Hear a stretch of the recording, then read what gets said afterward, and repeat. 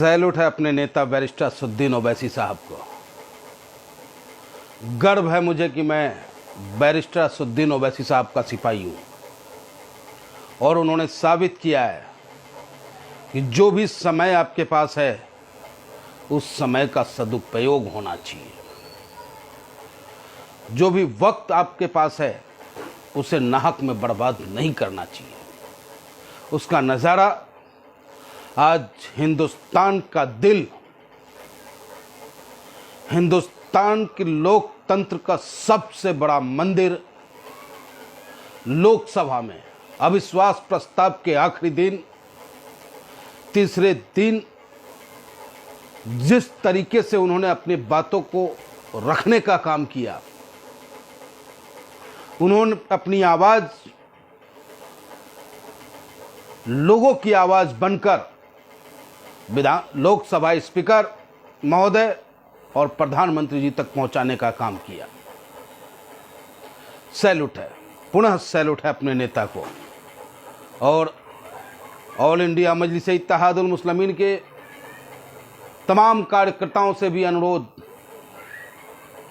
कि अपने नेता को देखो, अपने नेता की कार्यशैली को देखो, अपने नेता की ईमानदारी को देखो और कमिटमेंट को देखो। जो नेता कहता है उस पे अडिग रहता है हमारा और आपका नेता। उन्होंने कहा मात्र 8 मिनट का वक्त मिला, उसमें भी स्पीकर महोदय ने 1-2 बार कहा समय हो चुका, उसके बावजूद मात्र 8 मिनटों में देश की ज्वलंत मुद्दाओं को मजबूती के साथ रखने का काम किया। उन्होंने कहा कि ये कुर्सी है तुम्हारा, जनाजा तो नहीं, ये कुर्सी है तुम्हारा, जनाजा तो नहीं। कुछ कर नहीं सकते तो उतर क्यों नहीं जाते? एक तरफ चौकीदार है तो दूसरी तरफ दुकानदार है। दुकानदार अपने दुकान को चलाने के लिए बहुत अथक प्रयास और मेहनत कर रहे हैं, लेकिन वो मेहनत वही फिसड्डी साबित होता है जब आप समाज और देश के ज्वलंत मुद्दा को नहीं उठा पाते हैं। अविश्वास प्रस्ताव लाया गया, देश की समस्याओं को लेकर अविश्वास प्रस्ताव लाया गया मणिपुर को लेकर। मणिपुर के ऊपर बैरिस्टर असदुद्दीन ओवैसी साहब ने कहा कि 60,000 बंदूकें, राइफल्स लूटी गई। उन्होंने कहा कि जिस तरीके का घिनौना अपराध मणिपुर में हुआ, जो अक्षम्य है, जिसको कभी क्षमा नहीं किया जा सकता, उस अपराध को आखिर सरकार मौन क्यों है? ऐसी क्या व्यवस्था है भारतीय जनता पार्टी के पास जो बीरेन सरकार को हटा नहीं पा रहे हैं? जबकि वही भारतीय जनता पार्टी उत्तराखंड में जब चाहे तब मुख्यमंत्री बदल दे। कई ऐसे स्टेट हैं जहां की गुजरात आप देख लो, उनका अपना गृह क्षेत्र है, जब मर्जी तब मुख्यमंत्री बदल दे। लेकिन ऐसी क्या व्यवस्था है कि लगातार हो रहे जुर्म के खिलाफ, अपराध के खिलाफ भी सरकार अपनी शक्ति का प्रयोग नहीं कर पा रहा है? पहला सवाल हमारे नेता ने पूछा। दूसरा सवाल, नूह के अंदर में 750 मकानों को ढा दिया गया, क्यों? क्या वो सबके सब दंगाई थे? तो नहीं, अनऑथराइज था। तो जहां भी बलवा होगा, क्या सिर्फ एक संप्रदाय के लोगों को, मुसलमान के मकानों को ढा देगी ये सरकार? धन्यवाद है हाई कोर्ट का जिन्होंने तत्काल संज्ञान लिया और ऐसी बेदर्द कार्रवाई पर रोक लगाने का काम किया। सोचो आप कि आपका नेता कितनी मजबूती के साथ आपकी आवाज को उठाने का काम करता है। उन्होंने कहा कि हिजाब के नाम पर जिस तरीके का माहौल क्रिएट किया गया हिंदुस्तान के अंदर में, आज लाखों बच्चियां शिक्षा से वंचित हो गई। इसका जवाब कौन देगा? उन्होंने कहा कि मौलाना आजाद स्कॉलरशिप को रोक दिया गया, जिससे कि लाखों बच्चों की पढ़ाई बाधित हो गई। उन्होंने कहा कि बेरोजगारी का आलम है। उन्होंने कहा कि कुलभूषण यादव पाकिस्तान से अब तक क्यों नहीं आया। उन्होंने यह भी कहा कि कतर में आज भी 8 नेवी मां भारती का नौजवान जांबाज सिपाही कतर में कैद में है, वो क्यों नहीं आया अब तक अपने हिंदुस्तान में। ये पूछ रहा था ऑल इंडिया मजलिस इत्तेहादुल मुस्लिमीन के राष्ट्रीय अध्यक्ष बैरिस्टर असदुद्दीन ओवैसी साहब। उन्होंने ये भी कहा कि अल्पसंख्यकों का जो कोटा था उसमें भी कटौती कर दी गई।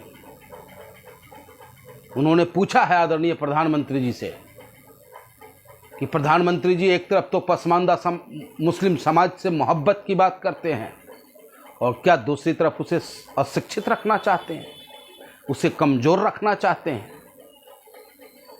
अगर आपको इतना ही पसमानदा समाज से मोहब्बत है तो अब तक आपका एक मंत्री नहीं पसमानदा, पहलू खान पसमानदा, मॉब लिंचिंग शब्द आया आपकी सरकार में।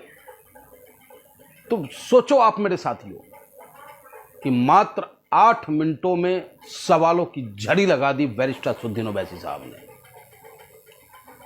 और बड़े अफसोस के साथ कहना पड़ रहा है, चाहे वो दुकानदार हो या चौकीदार हो, इन दोनों में से किसी को भी इस देश के अल्पसंख्यक, कमजोर, मजबूर व्यक्तियों के दर्द से कोई सरोकार नहीं है। ये दोनों के दोनों अपनी दुकानदारी और अपनी चौकीदारी कायम रखने के लिए चाहे जनता जितना पिस जाए, इनके सेहत पे कोई फर्क नहीं पड़ता है। ये एक दूसरे पे आरोप प्रत्यारोप लगा रहे हैं। मणिपुर की समस्या कैसे समाप्त होगी, इस पे कोई बोलने को राजी नहीं। नूह में ये हालात क्यों पैदा हुआ, इस पे कोई बोलने को राजी नहीं। मोनू मानेसर इनका मोनू डार्लिंग हो जाता है चौकीदार का, इस पे कोई कार्रवाई नहीं। तो सोचना होगा हिंदुस्तान के उन कमजोर लोगों को कि उन्हें कैसा नेतृत्व चाहिए। और पुनः सैल्यूट करता हूं अपने नेता को और गर्व महसूस करता हूं कि मैं बैरिस्टर असदुद्दीन ओवैसी साहब का सिपाही हूं, जिनके नेतृत्व में समाज और देश की सेवा करूंगा। इस संकल्प के साथ ऑल इंडिया मजलिस इत्तेहादुल मुस्लिमीन के दामन को थामा है। और कितने संवेदनहीन लोग हैं ये। कई हत्याएं हो गई, कईयों की अस्मतें लूटी गई, लेकिन आज भी इनको अपनी दुकानदारी और इनकी चौकीदारी बचाने पे इनका सारा फोकस है। आदरणीय प्रधानमंत्री जी घंटों से बोल रहे हैं, लेकिन अपना लब्बो लुबाब है इनका, अपना इनका अंदाज है कैसे हम दूसरे को कमजोर करें और खुद को प्रोजेक्ट करें। तो ये तो दुनिया जानता है आपके इस कला को आदरणीय प्रधानमंत्री जी। लेकिन जनता को फिल्म मत दिखाइए, जनता को उसका अधिकार दीजिए। जनता शांति चाहती है, जनता सुख शांति समृद्धि चाहती है, जनता कोई दंगा नहीं चाहता, जनता कभी कोई माहौल खराब स्थिति में नहीं रहना चाहता है। उसको रोजगार चाहिए, महंगाई से निजात चाहिए, कारोबार चाहिए, बेहतर शिक्षा चाहिए, बेहतर स्वास्थ्य सुविधा चाहिए। लेकिन इन सब पे कोई फोकस नहीं। बस फोकस है तो हम बड़े, तो हम बड़े, न तुम बड़े न हम बड़े, एक न एक दिन सबको है धरती पे पड़े। तो भैया आप सबसे अपील कि आने वाले 2024 के चुनाव में इन दुकानदार और चौकीदार दोनों को सबक सिखाना है तो बैरिस्टर असदुद्दीन ओवैसी साहब के हाथों को मजबूत करना है और पतंग चुनाव चिन्ह वाले बटन को दबा देना है। जय हिंद, जय भारत। बैरिस्टर असदुद्दीन ओवैसी साहब जिंदाबाद। ऑल इंडिया मजलिस इत्तेहादुल मुस्लिमीन जिंदाबाद।